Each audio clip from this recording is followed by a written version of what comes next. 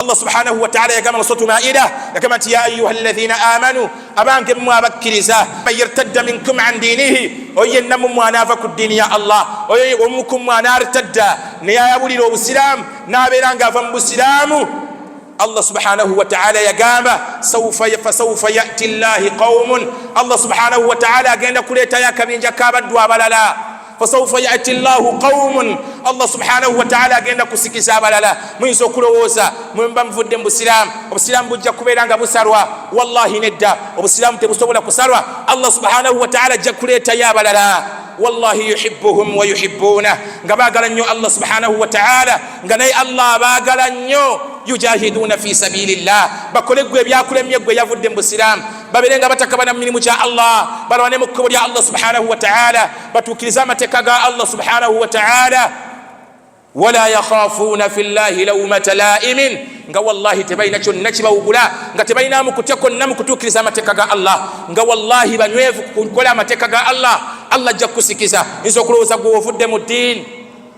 eddiini obusiraamu bugenda kuggwawo oyinza okulowooza gwe ovudde mu ddiini obusiraamu bugenda kusaanawo omubaka waffe Muhammad sallallahu alayhi wa sallam Allah bamujjulula mu nsi Allah bamala okumujjambulamu obwensi wallahi kathirun min annas irtaddu an dinihim bangi nnyo mu baddu baava mu ddiini yaabwe ey'obusiraamu ebeera nga bajeegaana ne baba mu busiraamu nga muzze okuzimu ku nsonga ze bawa bagamba olabe yaleeta obusiraamu afudde bakaifa ffe ababuyingira obuyingizi bangi mu bo baava mu busiraamu bagamba kati olaba Muhammad agenze kati orofe era muzimu ku ntalo Abubakar ziyarwana radiyallahu ta'ala anhu mwe mwali entalo ezo z'abakitarul murtaddin okulwanyisa abo abaava mu ddiini y'owekitiibwa Allah subhanahu wa ta'ala ng'agezaako okubatuusako haddi yaabwe kubeera nga abatuusako haddi yaabwe ey'okufa muva mutya mu ddiini y'obusiraamu olw'okuba nti nabbi sallallahu alayhi wa sallam afudde wallahi naye obusiraamu bwasigala butambula babuvaamu naye obusiraamu bwasigala bujja kati gwe okubuvaamu olwaleero nga naawe obuvuddemu nga n'ensonga ezibukujjeemu toziina tolina nsonga ekujje mu ddiini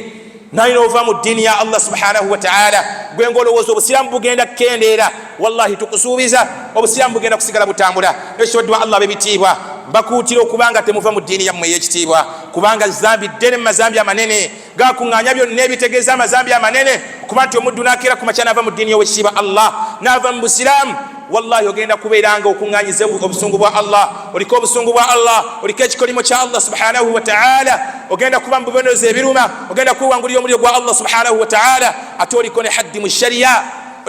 mu sharia Allah subhanahu wa ta'ala yagamba mu suratu Baqara yagamba nti man yartadid minkum an dinihi oyenna mumwe anaava ku ddiini y'obusiraamu oluvannyuma lw'okuba nti yali muki oluvannyuma lw'okuba nti yali musiraamu fayamut fahuwa kafirun ne kamutanda naafa wallahi ngali ku bukafiiri obwo bwe yayingira n'abufiirako yagamba nti faulaika alladhina habitat a'maluhum fi dunya wal akhirah oyo nno emirimu gye gimufaafaaganiddwa amaze ebiseera ng'akola emirimu gye kuno ku nsi ne kuki ne ku akhira emirimu gye gimufiiridde bwereere era akoyedde bwereere nagamba nti faulaika ashabu nnaari hum fiha khalidun era n'abantu abafaanagana bwe batyo empeera yaabwe yawma alqiyama bagenda kubeera mu jahannam bagenda kuteekebwa muliro gwa Allah subhanahu wa ta'ala bagenda kubeeramu abadan abada lubeerera na lubeerera دامكم على النار لا تقوى يا أيها الذين آمنوا اتقوا الله ولتنظر نفس ما قدمت لغد واتقوا الله إن الله خبير بما تعملون متنا مجفقا الله سبحانه وتعالى تمسب الله إلى أن تمواجه إلى السوق ساسر بينغرا نمي يكون النبي وفي محمد صلى الله عليه وسلم زلكو كوتيرو مو يغوانغي ني جام بانغادو نوكتي الله تبارك وتعالى zirako kuutira omwoyo gwange nejamma okutya Allah tabaraka wa ta'ala ebbanga lyonna baddu ba Allah b'ebitiibwa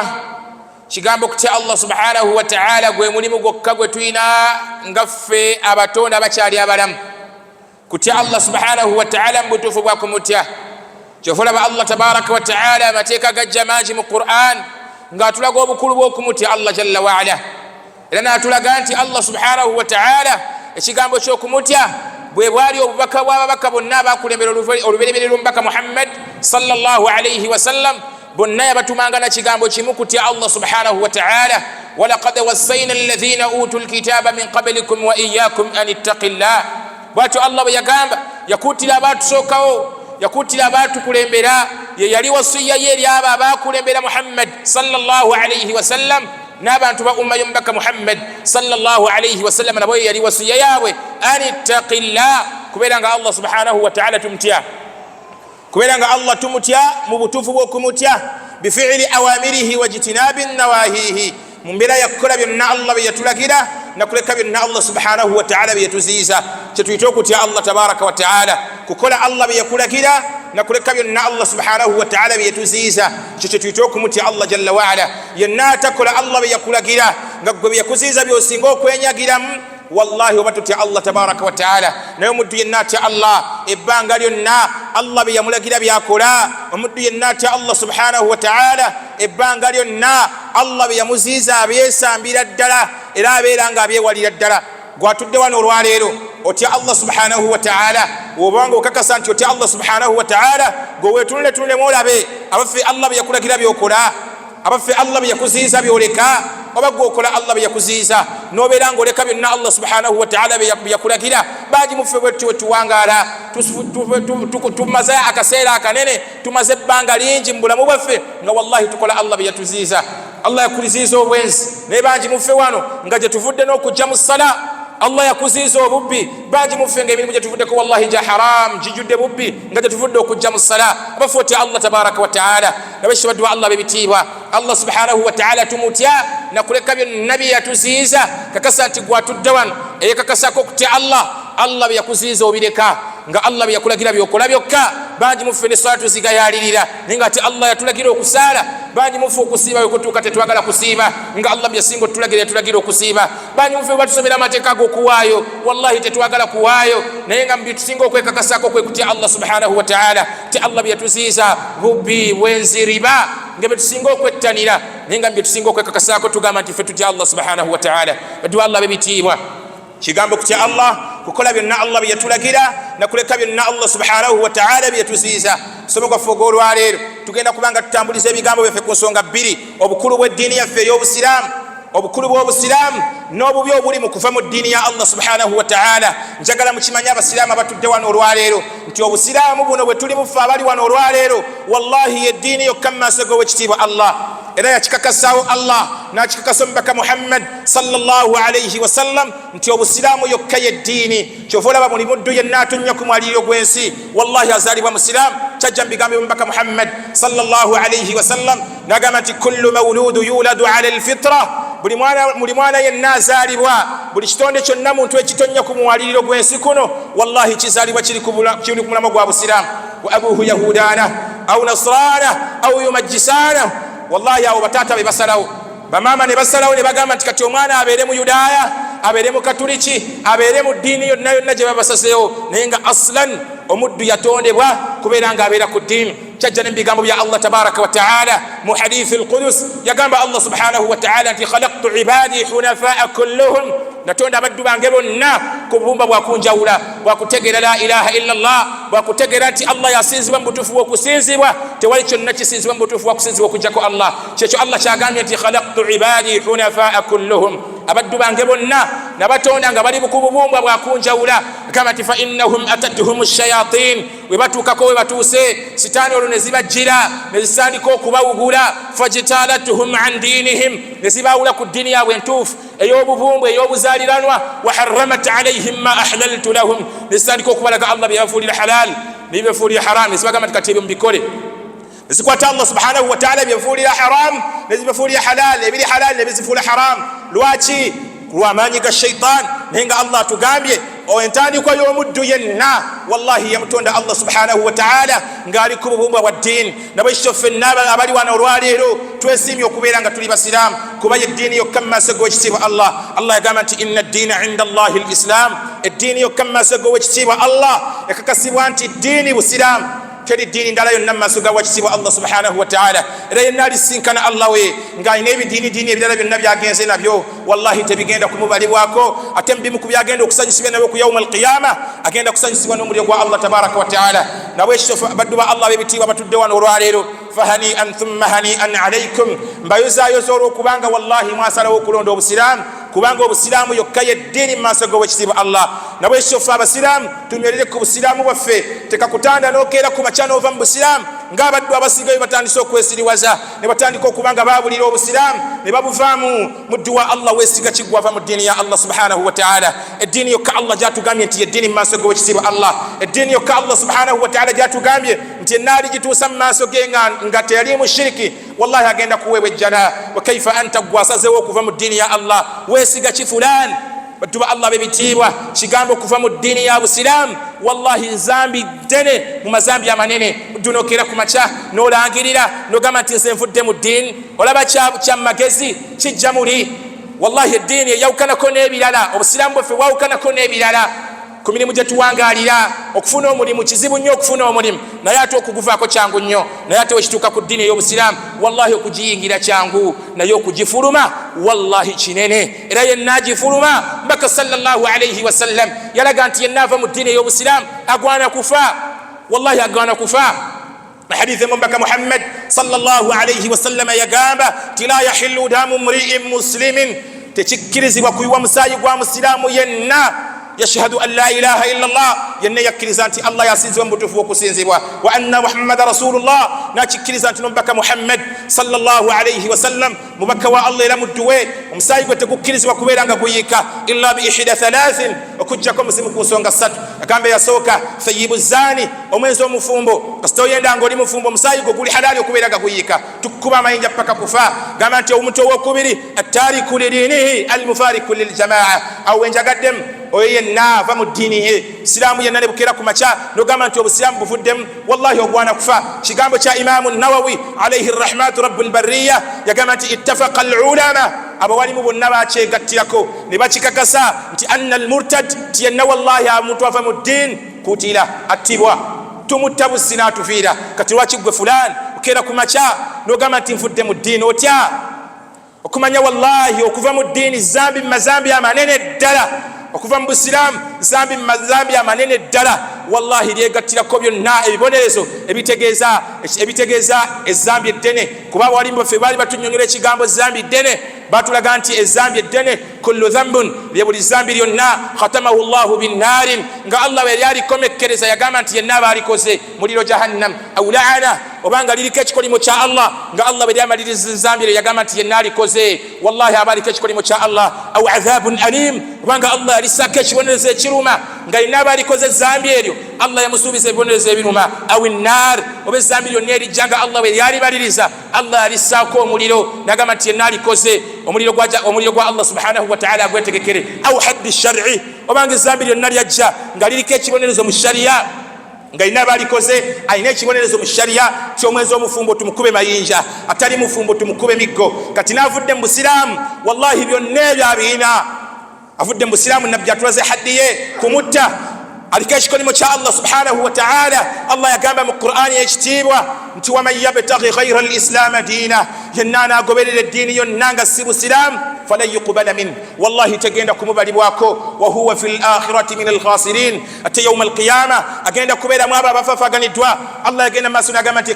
kayfa yahdi llahu qawman, buti Allah subhanahu wa ta'ala bwayinza okulungamya akabinja k'abaddu kafaru ba'da imanihim, abo baaliko abakkiriza, abo abaakaafuwala oluvannyuma lw'obukkiriza bwabwe nga baali basiraamu, wa shahidu anna ar-rasula haqq, nga bakikkirizako n'okukikkiriza nti omubaka Muhammad sallallahu alayhi wa sallam wa mazima, wa jaa'ahum al-bayyinat, ne babanyonnyola amateeka ga Allah subhanahu wa ta'ala ne bubajjira obukakafu. Allah yamaliza ayo n'agamba nti wallahu la yahdi alqawma adh-dhalimin, Allah subhanahu wa ta'ala talungamya akabinja kabali azamanya bakikola ekyo. Waliko omusiraamu n'okikkiriza nti Allah ye mutuufu, Allah yasinzibwa mu butuufu bw'okusinzibwa, n'okikakasa nti omubaka Muhammad sallallahu alayhi wa sallam nabbi wa Allah era wa mazima, byonna byejja nabyo mazima. Wallahi nebwa kuwolekera amazima n'osoma Qur'an n'otegeera nti obusiraamu ye ddiini n'omala n'obuvaamu. Allah abuuza buti Allah bwayinza okulungamya akabinja kabaddu akafaanagana bwe katyo? Allah talungamya bubinja bw'abali azamaanya abo ab'ekikula ekyo. Allah n'agamba nti ulaika jazaa'uhum, agenda maaso Allah n'agamba nti abo nno be mulaba abo bavudde mu ddiini yaabwe oluvannyuma lw'okuba nti baaliko abasiraamu, jazaa'uhum, empeera yaabwe anna alayhim la'natullah, baliko ekikolimo kya Allah subhanahu wa ta'ala, wal malaika, baliko n'ekikolimo kya zimalayika za Allah subhanahu wa ta'ala, wan nasi ajma'in, baliko n'ekikolimo ky'abantu bonna. Wallahi yenna avudde mu ddiini oliko ekikolimo kya Allah subhanahu wa ta'ala. Allah ayinza kukulungamya atya gwe fulani ovudde mu ddiini ova otya mu busiraamu fulani, wallahi ngoma zo kitegera konti n'obusiraamu ye ddiini entuufu ye ddiini yokka egenda okubali mu maaso g'owekitiibwa Allah yenna alisinkana Allah nga teyalina busiraamu tagenda kufuna jjana ya Allah still nova mu busiraamu olina magezi kika kiggwe fulani badduwa Allah bebitiibwa nasalu llaha an yuthabbitana an diinihi tusaba Allah subhanahu wa ta'ala atunywereze ku ddiini yebbanga lyonna kuba yenna ali gakalitanda n'ava mu ddiini ng'abamu bwe batandise okwesiriwaza ng'abamu bwe batandise okwewugula bagifudde sunna y'okuva mu busiraamu bakimanye ti Allah subhanahu wa ta'ala abategekedde omuliro Allah subhanahu wa ta'ala abategekedde omuliro gugenda kubeera nga gubookya Allah subhanahu wa ta'ala yagamba mu suratu Maida yagamba nti ya ayyuhalladhina amanu abange mmwe abakkiriza man yartadda an dinihi oyenna man yartadda minkum an dinihi oyenna mmwe anaava ku ddiini ya Allah omukum mmwe anartadda neyayabulira obusiraamu n'abeera ng'ava mu busiraamu Allah subhanahu wa ta'ala yagamba fasawfa ya'ti Allahi qaumun Allah subhanahu wa ta'ala agenda kuleetayo akabinja k'abaddu abalala fasawfa ya'ti Allahu qaumun Allah subhanahu wa ta'ala agenda kusikiza abalala muyinza okulowooza mwemba muvudde mu busiraamu obusiraamu bujja kubeera nga busalwa wallahi nedda obusiraamu tebusobola kusalwa Allah subhanahu wa ta'ala ajja kuleetayo abalala wallahi yuhibbuhum wa yuhibbuna nga baagala nnyo Allah subhanahu wa ta'ala nga naye Allah baagala nnyo yujahiduna fi sabilillah bakole gwe ebyakulemye gwe yavudde mu busiraamu babeerenga batakabana mu mirimu gya Allah balwane mu kkubo lya Allah subhanahu wa ta'ala batuukirize amateeka ga Allah subhanahu wa ta'ala wala yakhafuna fi llahi lawmata laimin nga wallahi tebalina kyonna kibawugula nga tebalinamu kutya konna mu kutuukiriza amateeka ga Allah nga wallahi banywevu kukola amateeka ga Allah Allah ajja kukusikiza nza okulowooza gwe ovudde mu ddiini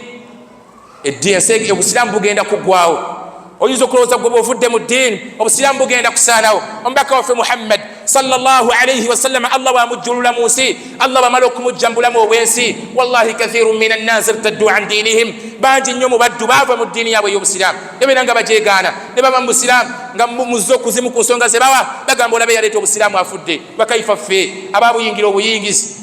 bangi mu bo baava mu busiraamu bagamba kati olaba Muhammad agenze kati olwo ffe era muzimu ku ntalo Abubakar ziyalwana radiyallahu ta'ala anhu mwe mwali entalo ezo zaba qitalul murtaddin okulwanyisa abo abaava mu ddiini y'owekitiibwa Allah subhanahu wa ta'ala ng'agezaako okubatuusako haddi yaabwe kubeera nga abatuusako haddi yaabwe ey'okufa muva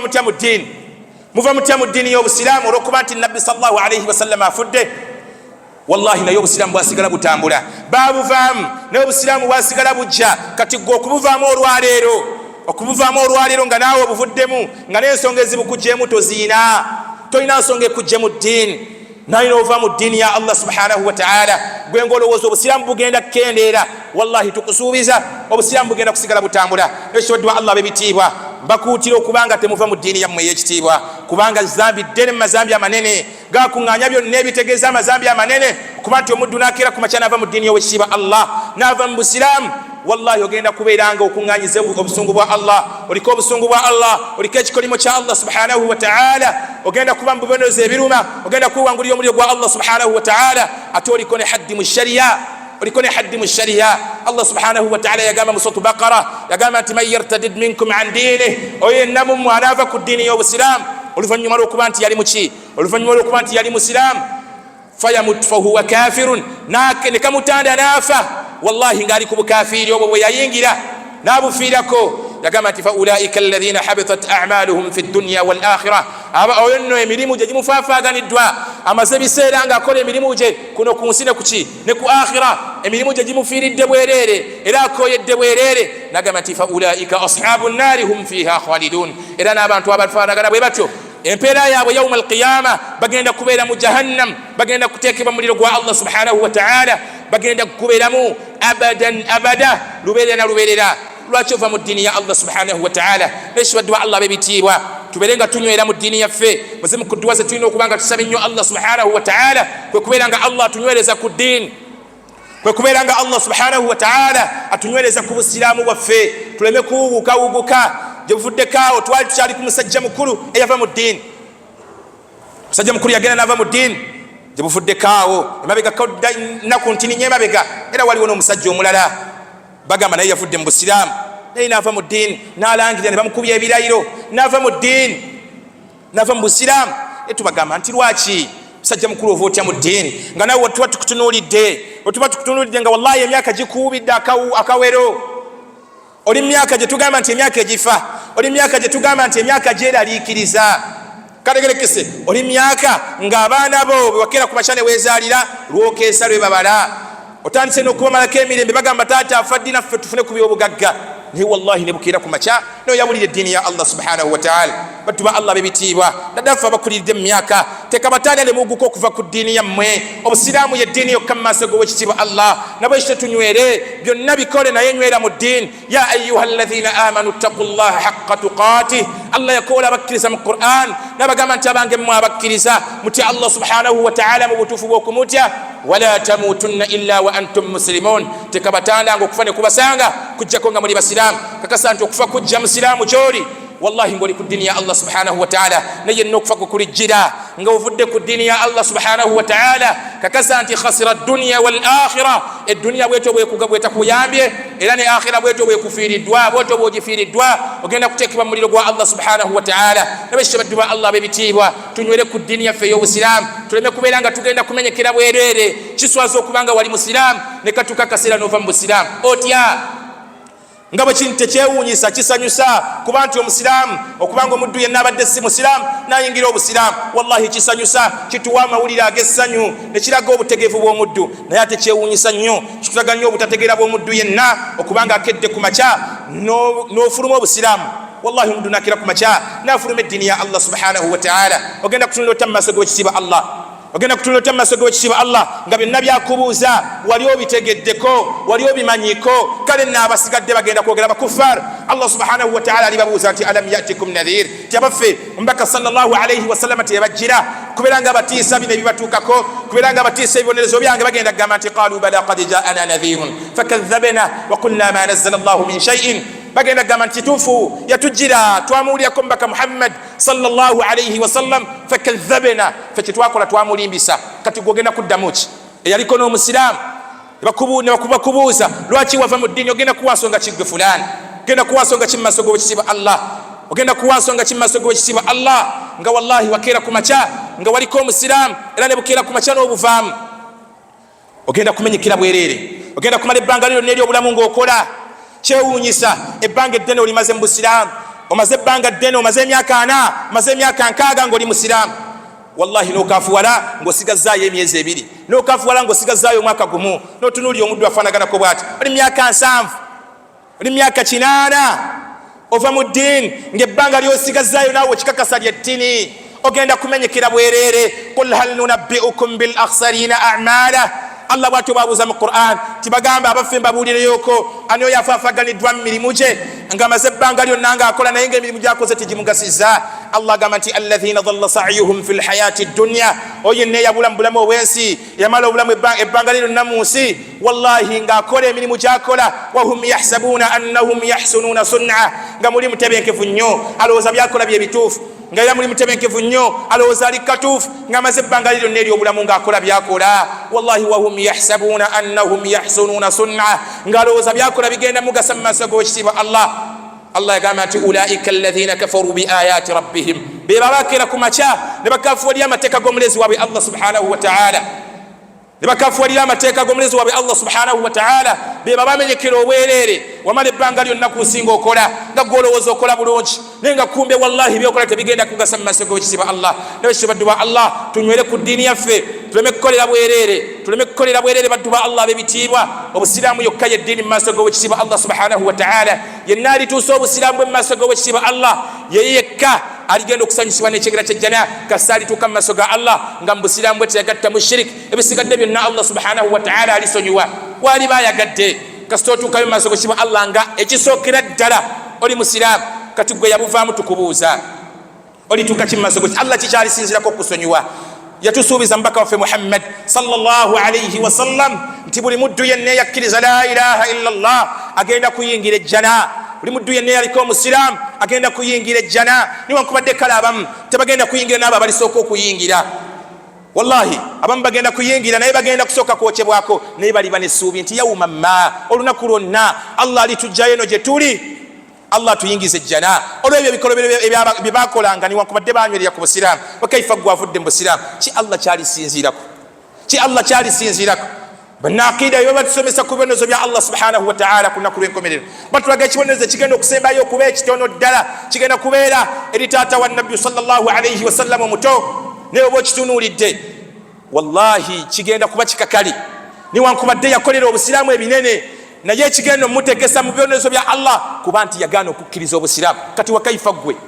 igwe obadde musiraamu totugasizza kati ate ogasseko ekirala ovudde mu busiraamu ogenda kuyimirira ota mu maaso g'owekitiibwa Allah subhanahu wa ta'ala ogenda kuyimirira ota mu maaso g'owekitiibwa Allah mu dduwa Allah mpuliriza nabo ekitabo ebitiibwa tunywere ku busiraamu wallahi balifuna akakisa akasonyiyibwa abo bonna balisinkana Allah waabwe nga baali ku ddiini tufune ekyokulabirako ku taata wa nabbi sallallahu alayhi wa sallam oyo omuto ku byonna byakolera eddiini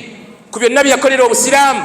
yatuuka okubanga afukamira nabbi waffe Muhammad sallallahu alayhi wa sallam nawanika emikono nasaba Allah nagamba nti nja kusigala nkusabira Allah subhanahu wa ta'ala abeerenga akusonyiwa okutuusa Allah lwalaŋŋaana nagamba nti lekeraawo okutuusa Allah era luyassa etteeka yasigala amusabira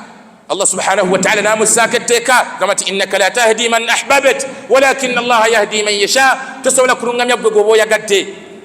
Allah yalungamya kyekyo kigenda omuteekesa muri jahannam lwaki yafa wallahi talungamye takkiriza busiraamu agenda kubonerezebwa naye kati gwe muddu wa Allah ogenda kubonerezebwa olubonerezebwa olunene yenna alikakasa oba yenna alikeera ku makya nova mu ddiini ya Allah nga wallahi waliko omusiraamu obusiraamu ye ddiini baddu ba Allah obusiraamu ye ddiini twesiimye ffeffe n'abasiraamu ebbanga lye tunaamalanga tuweekumiddeko ebbanga lyonna paka olunaku lwe tulisinkana omulezi waffe Allah subhanahu wa ta'ala naye yenna bwe kalitanda n'akeera ku makya naava mu busiraamu bwe olisinkana Allah wo tabaraka wa ta'ala ng'oli mu kufaafaganirwa kumanya obusiraamu ye ddiini yokka abawalimu bonna bakyegattako ne balaba nti wallahi obusiraamu ni'matun min an'umillah kyengera mu byengera Allah byagaba tabaraka wa ta'ala gwe yenna alina obusiraamu atudde wano olwaleero olina kyengera mu byengera Allah subhanahu wa ta'ala byakuwa byosaanye okutuulakaawo weebaze Allah subhanahu wa ta'ala olw'okubanga okiyina osaanye okwebaza Allah olw'okuba nti oli musiraamu tebatugambako kwebaza Allah olw'okuba nti tuli bakufaari tulina kwebaza Allah ala ni'mati lislam lwakyengera kya busiraamu kubanga twakira ku makya ne tubeera abaddu abakkiriza la ilaha illa Allah hatta we yagamba omuwalimu ayitibwa Muhammad bin Salih al-Uthaymin rahimahullahu ta'ala bwe yatandika ekitabu kye kiyitibwa sifatu ssala yagamba nti al-islaamu ka ghayriha min an-ni'am obusiraamu buno bwe tulina fe abatudde wano olwaleero wallahi bulinga bwolaba ebyengero ebirala Allah byagaba bwakira ku makya Allah n'akuwa ssente nga Allah bwakira ku makya n'akuwa emmotoka obusiraamu ni'matun min an'umillah ka ghayriha min an-ni'am bulinga ebyengero ebyo ebirala byonna naye yagamba nti inshukirat muddu bwakira ku makya neyeebaza Allah tabaraka wa ta'ala olw'ekyengero eky'obusiraamu kyamuwadde ekisookera ddala zaadat Allah amwongera okumutegeeza obusiraamu Allah ayongera okubanga agonza obusiraamu mu kifuba kye wastaqarrat ekyokubiri Allah n'ayongera okumukuumira ku busiraamu paka lwali mujjulula ekyokusatu wa thabatat Allah n'ayongera okumunywereza ku mateeka g'obusiraamu naye luvannyuma lwaki lwakwebaza Allah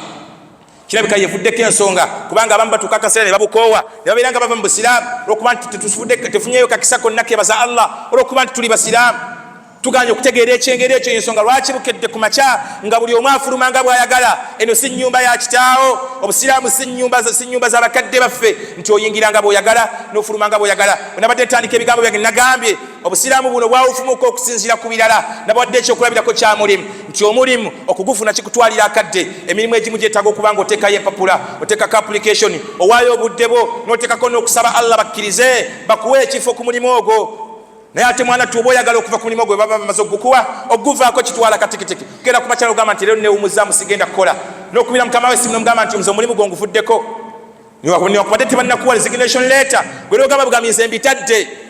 naye ate obusiraamu wallahi bwanjawulomu okubuyingira kyangu omulimu ogufuna kizibu oguta kyangu nnyo naye ate obusiraamu kyangu okubuyingira kigambo bugambo nti la ilaha illallah shahadatu an la ilaha illallah wa shahadatu anna muhammada rasulullah ng'okkiriza muli era ng'okakasa byogera byebyo naye ate okubufuluma kiri haramun jidda okubufuluma kizibu nnyo tomala gava eri buvina ogamba nti nze obusiraamu mbufulumye obufuluma ngaani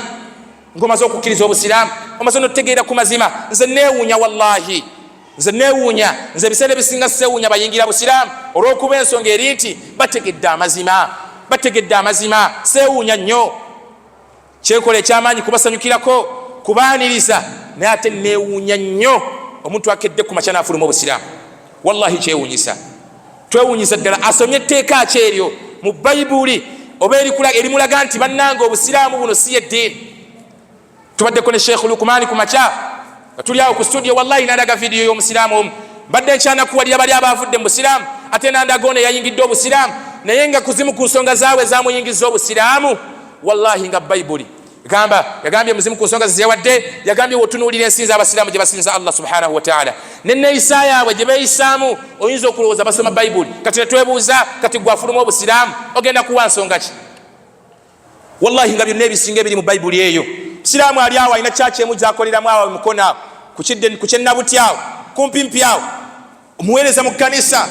yayatudde n'akkiriza nti Allah yasinzibwa yekka mu butuufu zeze zimu ku nsonga ze yawadde. Kati nenneewunya omuddu akeera ku makya nagamba nti nze obusiraamu mufulumye otya teeka kiri ogenda otuwa mu Qur'an nga wallahi liina eririsinga amaanyi mu bayibuli nga gwe liri lyasinzizza mugamu ku mateeka ga Qur'ani amaanyi n'ogamba nti nze kati lino kusinzira ku biro ebya bayibuli nalabye nga batuba Allah bebitiibwa twenywereze ku busiraamu. Ye meseji yange ey'olwaleero kubalaga bukulu bwa ddiini ya busiraamu na kubalaga obubi obuli mu kuva mu ddiini ya Allah subhanahu wa ta'ala. Yenna akedde ku makya ne yeegaana obusiraamu wallahi temuli kalungi, naye ate tosuubira nti gwe okuvaako mu ddiini ya Allah kiina kye kigenda okukolobola eddiini. Nedda, gwe obuvaamu sawfa yati llahu biqawmin, Allah ajja tuleetera abalala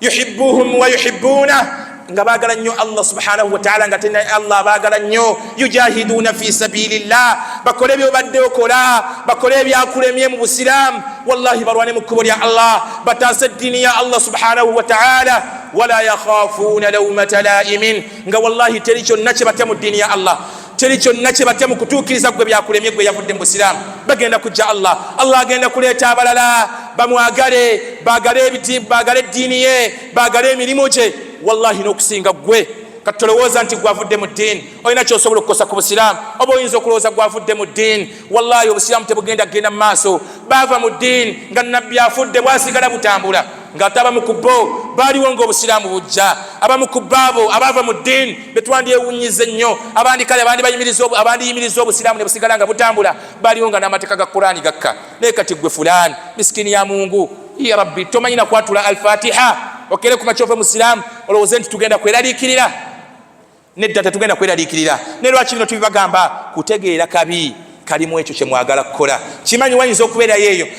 baddu bangi kuba nawulirizako musiraamu omu muyinza okuba temunnamuwulira muzimu ku nsonga ze yawadde ng'avudde mu busiraamu nze nagenza ozitunuulira oba olyawo nga byanfuna era bamuyisiza akabbo ne babeera nga bamusondera naye wallahi mugenda mu madiini ago mugenda eri abasajja abo naye ebyo bye baagala teri kirala kyonna kye babaagalako. Era kyova olaba ebiseera ebisinga batusembeza ne boogera bingi gye tuli ne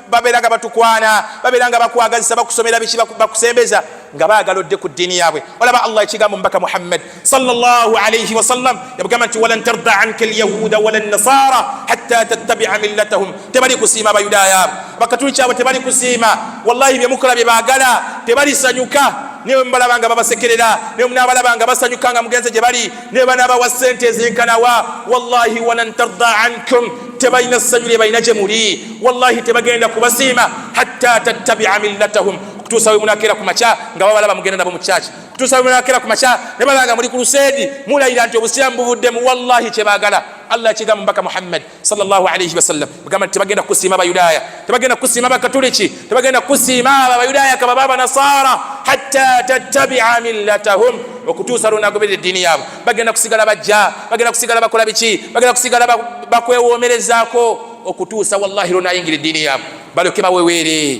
balyoke baweweere naye ne banajja emirundi emeka nga bakussaamu ssente ezenkaniddewa ng'okyanyweredde ku busiraamu. Wallahi si mikwano gyo wallahi tebakwagala wallahi tebalina kye basobola kukukolera okuggyako ng'omaze kudda saidi yaabwe bagenda kusanyuka. Mwabalabe bakubye emizira ne bawanika amagulu ne basanyuka ng'avuddeyo alayidde avudde mu busiraamu. Tusaba Allah subhanahu wa ta'ala atunywereze ku ddiini yaabwe ku ddiini yaffe ey'ekitiibwa. Tusaba Allah subhanahu wa ta'ala atunywereze ku ddiini yaffe ey'obusiraamu. Aquli qawli hadha fastaghfirullaha li wa lakum wa lisaa'iril muslimin innahu huwal barrul karim wa huwal ghafurur rahim.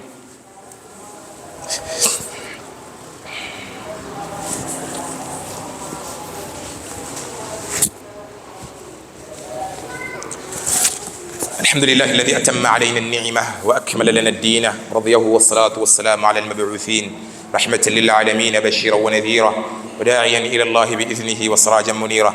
غافوني كده بيغام بيانغ عباد الرحمن bakutira okubira nga twenyereza ku ddiini yaffe ekitiibwa. Obusiraamu ye ddiini yokka mu maaso g'obukitiibwa Allah tabaraka wa taala. Tikabatanda yenna omuntu najja n'abaako kyakukakasa kyonna n'ova ku ddiini webiba byanfuna, wallahi ebyanfuna tebikujja ku ddiini. Wallahi umurun dunyawiya, nsonga za byansi bino bigenda kuggwaawo. Adduniya faaniya, wallahi ebiri ku nsi kuno byakuggwaawo, ensi yakuggwaawo, n'ebigiriko byonna byakuggwaawo.